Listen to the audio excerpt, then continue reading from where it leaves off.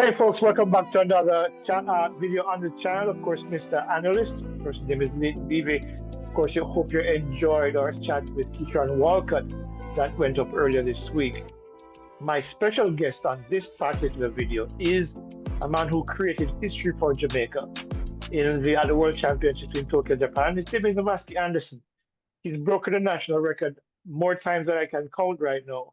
And of course, he did it again in Tokyo, becoming the first and only Jamaican to run under 143 for the 800 meters. To put that into context, in 2023, Emmanuel Wanyoni of Kenya, who won the world title this year in Tokyo, had a world-leading time of 142.80.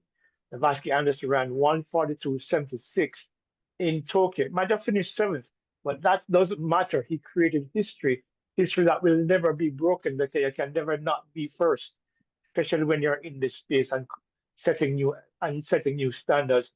Navasky, thank you for joining us. Congratulations on your national record. Before I even go on to my first question, I just want to say, you did not have the record. I think you brought the record first a few years ago, Seymour Newman's record. You lost it for about 3.5 weeks to Tyrese Taylor, but then you took it back. But we'll get into that. But that 142.76, Navasky, you've been saying for a while that you're going to do something special, and you let that special performance come out in the final. I think you're the first Jamaican male to ever make a global final as well. Could be wrong, but I'm almost certain that's the case. Give me a sense of what you were thinking throughout that race, leading to the final, leading up to the final, but certainly leading to the end where you then set a national record. First of all, I want to say thank you very much for having me on the show. It's a pleasure being here. And you were definitely correct. First Jamaican male to make it to a global 800-meter finals. So that was huge. So thank you very much once more for having me on the show. But I think it all boils down to just having the confidence, the determination, and I've been motivated. I've been waiting for my opportunity to get on this level. I've been hungry for it. So when I saw the opportunity and I knew that the moment was right, the time was right, training is right. I have a supportive team, supportive coach. So it was down to me to bring it home, because I have a beautiful country behind my back. Just they're supporting me. The track and field supporters they're incredible. So with all that support behind me, I just knew that, listen, I have to get the job done. And that's what really pushed me to a different level. What was the race plan? I mean, I realized that you were on the shoulder of the leaders for most of the race until the last 60, 70 meters. Was that was the race model to stay close to the leaders and then try to push home as best as you could? Well, I would like to say, based on the fact that been doing this for some time now, paid some dues for sure. Third World Championships, first time in the finals, and I would like to think of all those years of racing just helped me to develop that race plan, because going into a race like that, you might never know. Wanyoni could have decided that he was going into the back. Marco Arop could have decided that he was going to run from the back. So it's not a race that you could say you're going in with a definite plan, but you have to be able to trust your instincts, work off your instincts. And I've been racing a lot this season. I've been consistent a lot this season. And I've been running my races from the back, from the middle, from the front. So I think the only instruction I really went out there with, my coach just told me, listen, just you run out your first 200 meters, but when it comes down to the first 200 meters, just let it play out. Like whoever want to take it, let them take it. Whoever want to be in the back, let them be in the back. Just you have to know that you're managing your effort in the first 200 meter just perfectly. And that's what I did. And throughout these championships, I was very keen. And when I decided to make my moves, and I'm so happy that my calculations were a bit on point, and it played out the way it played out, because at certain points where I make my moves, I know a lot of people don't really make their moves at that point of the race and stuff like that, which will just allow me to navigate properly through Mm. with less traffic during that point of the race. All right. So let me ask you. I mentioned Tyrese Taylor at the top, and of course, you and Tyrese have taken the 800-meter running to a new level. I mean, 1977 was when Seymour Newman set that national record, 1:45:30. You broke that record a couple of years ago, and you mentioned it earlier. You broke the national record about three times this season prior to. I think it took down to 1:44:61, then 1:44:40, and then Tyrese ran 1:43:74 at NACA. You were fourth in 1:44:18, which was a new PB for you as well. Tell me, is this gonna now be where both of you are blazing the trail for a new era in Jamaica, 800-meter runner? Because there's so many Jamaican runners who have promised a lot. You have Neville Might, of course, Kenroy Levy, of course, a couple of current guys, but I'm trying to remember the names of what that Clemson, and of course, guys who have been coming close, 1:45, 1:46s. But you and Tyrese now have taken it to an elite level, especially you. Talk to me about, is it something now that you both will be probably pushing each other to even greater heights, given what you've been able to accomplish? Well, that's definitely my vision. And each year I like to go into each track season with a specific theme. And my theme going into last season or this season that just ended was breaking barriers, just redefining those barriers. And I have to give a lot of credit to Tyrese Taylor because he was the first Jamaican man to break a minute 44 1:44. seconds. So you have to give him a credit where, he deserves his credit. And for me, that was really huge. It was really excited. That was really it was a big deal because not just Navasky Anderson, but Terry still also made it to the semifinals of the Hmm. World Championships, and that's Hmm. something I've never seen, Hmm. since growing up, and that was huge, not just for me, but I'm still excited for Tyree still. I'm excited for Navasky Anderson as well. But it's just that not just me, but the entire country see that we do have a future in this. And if both of us continue to perform at a high level, continue to be competitive, um, it's not just going to be us. Other guys are going to join us, of course, and get competitive on that level. And as much as I love to run fast time, I always encourage that, listen, records are meant to be broken because the record was at a minute 45:2. I had to bring it down to a minute 45:02. And then I Hmm. brought it to a minute 44:7. Then he had to be broken again. It had to be, yeah, 1:44:6, 1:44:4. And guess what? Tyrese had to break the record and bring it to a minute 43. Then I had to bring it to a minute 42. And that's just the legacy of Jamaica's 800-meter going into the right direction. And since 2022, there Hmm. has been a trend of significant improvement. Improvement. And I think that's not just what I am looking for, but is what the country is looking for. And I'm glad that we're on the right track, heading into the Mm. right direction. You're a standout at Mississippi, and of course, you were 2022 indoor. Was it indoor champion that you won in 2022 at Mississippi? I'm 2000 trying and to 22. 2000, second place, SEC, a yeah, you runner were up in second, the but you were SEC champion. SEC champion. That's Yeah, right.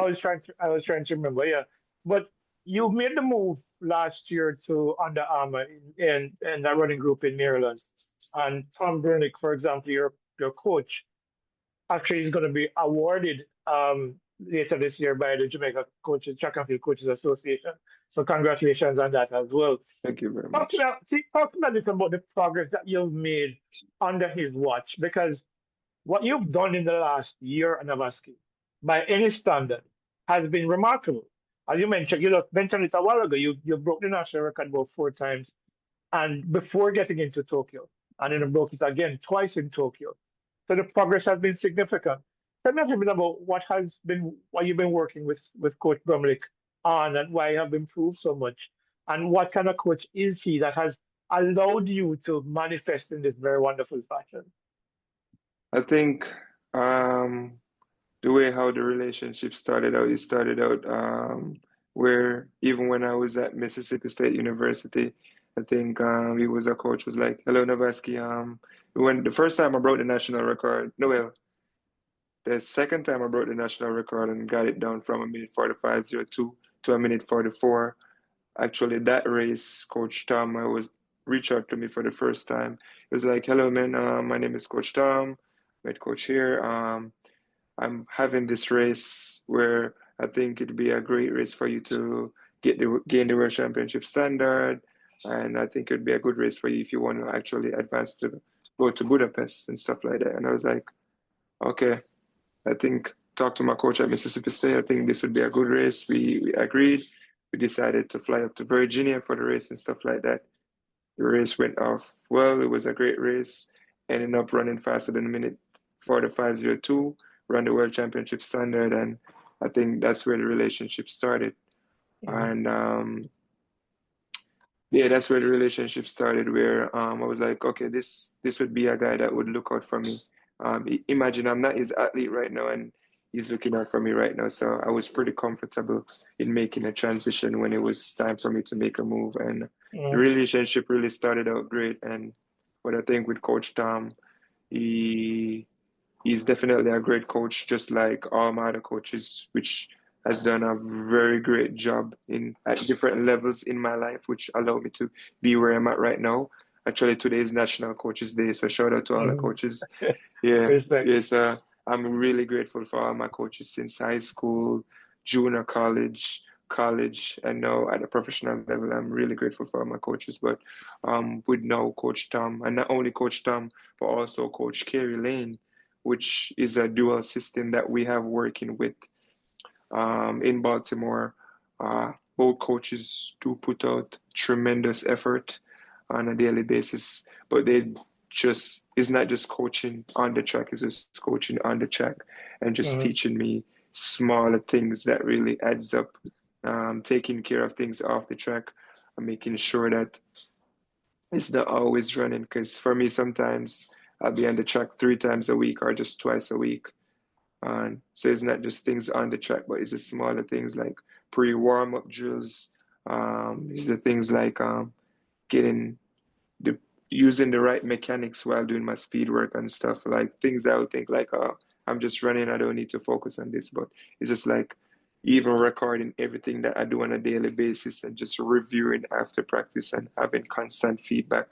And I think one of the things that Coach Tom does that I like the most is he really hold his athletes accountable. And we are professional athletes, so we keep everything mm, professional.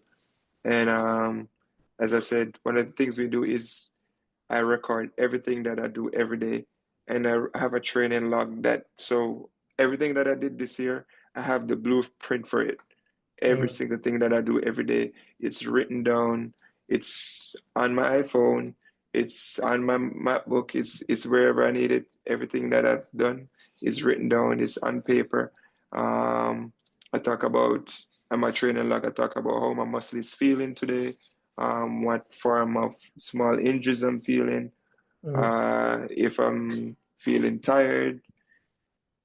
I write down the mileage I done, literally down to the millisecond, the amount of rest I take. Everything I do is written down. mm. Now, ask you something. Well, I can tell you this. Way back, long before you were born, I used to be neighbors with Seymour Newman. Huh? And Seymour used to tell me all kind of different stories about how he ran at the Olympics and all different things. I spoke to him a few years ago when he was coaching at home with Technical High School. One of the things that he said why Jamaican athletes tend to struggle, that they don't put in the mileage. He says they are afraid of the mileage. Talk to me about how important that is. For example, how many miles do you cover a week when you're in background, for example, to prepare yourself for a season? Well, I think I've reached the level where I put the work in so much. Sometimes my coach have to hold me back from doing too much mileage. So, so for me, the mileage is not the problem. For me, this year, the problem was not doing too much miles. So Mm, the mileage wasn't the problem for me this year, and At first I struggled, but then I was like, let me just trust my coach, listen to what he has to say, and work with because when the season just started, I wanted to do a lot of 12-mile runs, 10-mile runs, and stuff like that. And my coach was like, this week you don't need to go 10 or 12 miles, just need to do 8 miles this Sunday and stuff like that. And I was just so used to doing my 10-mile runs every Saturday.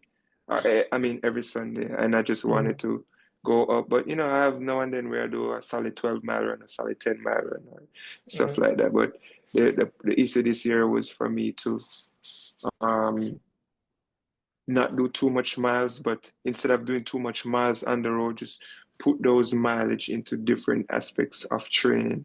Like, you can do some on the bike, you can do some on the treadmill, you can do some on the elliptical machine, you can work the heart rate. Everything doesn't has to be done On the on the road. road and stuff like that. And I think I've learned a lot about that this year. Tell me something.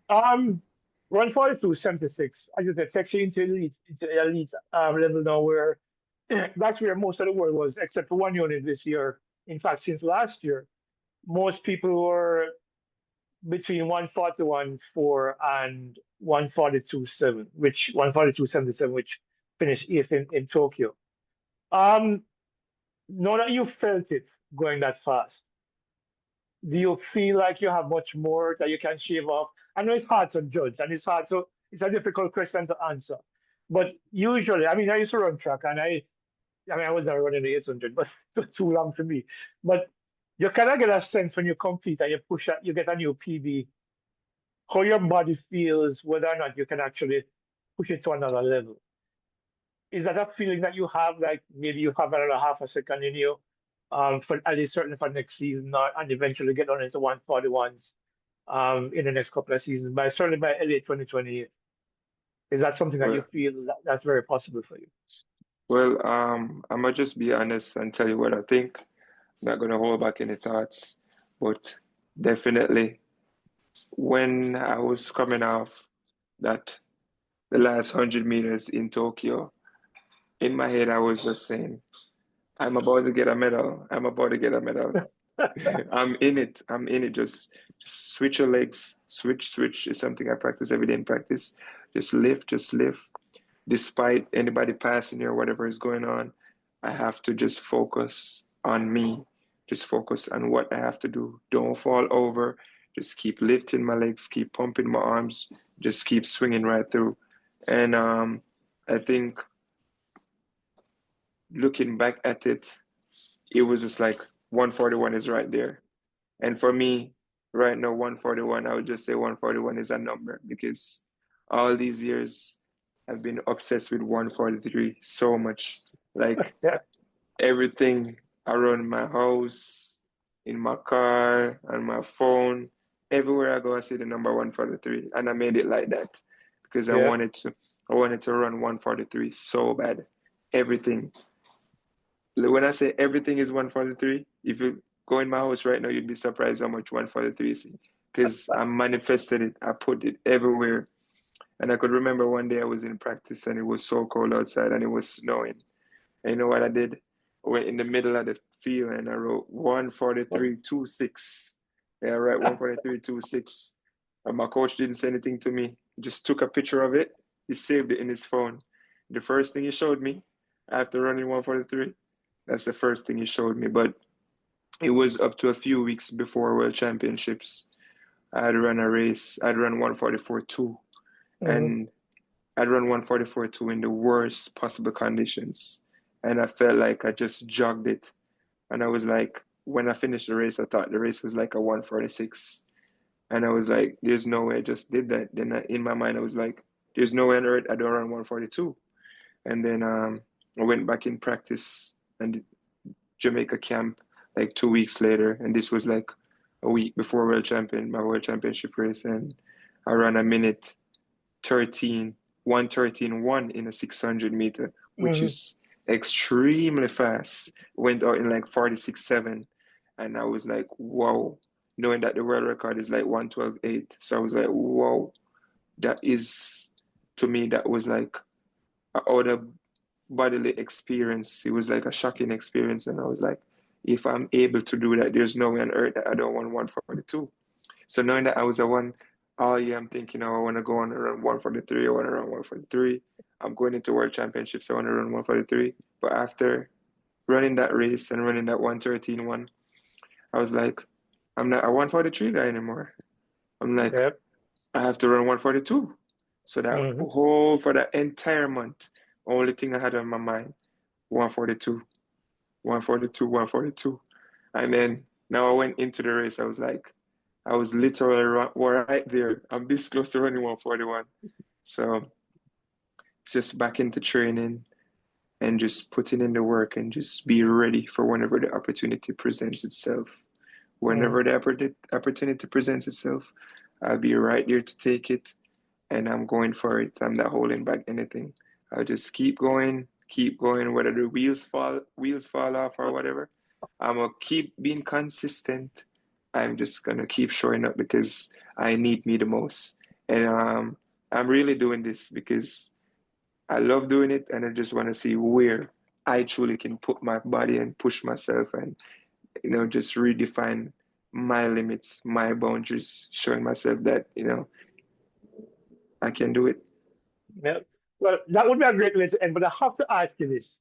The World Championship, there was a video that was circulating that went viral with you and Russian Clark and Goat Goat. How did Mhm. that happen? Um, well, this is how it happened. So my friend, I have two Australian friends, Peter Bull Mm, and Joseph Deng, and whenever I'm at since 2022, my first World Championships, those guys were the two first guys I hung out with, two 800-meter guys. So there really been an Australian connection that's been there for a long time. So mm, every year, me and Peter Bull or Joseph, we would get together, we'd hang out like whenever we're done racing, we just hang out all the time. We'll go out, find stuff to do, just hang out, just chill. And they end up that Joseph then, he's not running track anymore, so only Peter Ball is running track mm, now. And the first night, I was like, yo, after my running 142, I'm like, I do this every year with my Australian friends, so I got to hit them up and see what's going on. So I was ready. I went out, met Peter Ball, and of course, it was with his entire Australian massive, Gout Gout was there and some other friends. It was like five of them, and I was with Handa Robe and Antonia Watson, a few of my other Jamaican friends, and I was like, yo, everybody. I just brought. I'm usually the person that brings everybody together because that's just who I am. So I kind of bring everybody together. We was there having a good time, and then the next day, I mean, everybody know each other and stuff, and we have each other on Instagram.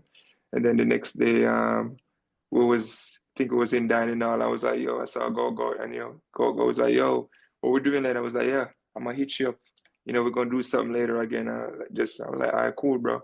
Because the night before it was just fun. Everybody was chilling, was having a great time. So it's like, all right, cool. So the next night, Peter Ball wasn't going out. Peter Ball, you have a wife, kids, and all of that, and his kid and everything. So it was just like, all right, Peter Ball not going out tonight. I was like, yo, go, go. You're gonna have to roll with the Jamaican massive tonight. So it's like, all right, I'm gonna let you know when everybody ready, and we just meet downstairs, and boom. I was like, yo, everybody, yo, go, go, rolling tonight. But everybody know go, go already. And go know most of the guys already. So I was like, all right, everybody rolling tonight. We're just gonna have a good time. One massive, and then we just went out and we have a great time just like the night before. We just chill, good vibes, all athletes. We just have fun and yeah. So that's how everybody came together and Russian is the life of the party too, yeah. life of the vibe and everybody just clicked because that's how athletes were roll after like racing and you didn't have to worry about competing, you don't have that stress on you anymore. You just everybody relax and just enjoy themselves and yeah, just a chill moment. But it was really funny seeing those clips on the internet and Yeah, it stuff. was.